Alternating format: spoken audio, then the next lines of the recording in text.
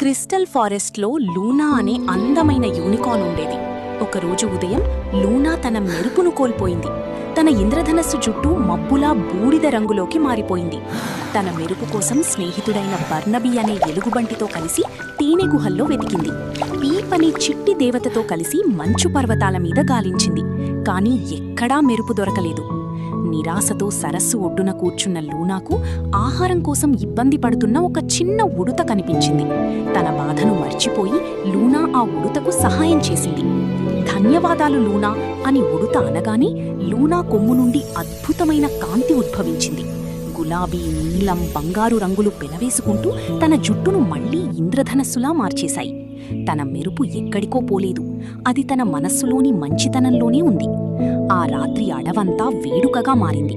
Luna నడిచే దారిలో కొత్తగా స్ఫటికపు పువ్వులు వికసించాయి. నిజమైన మెరుపు మనం చేసే సహాయంలోనే ఉంటుందని లూనా తెలుసుకుంది.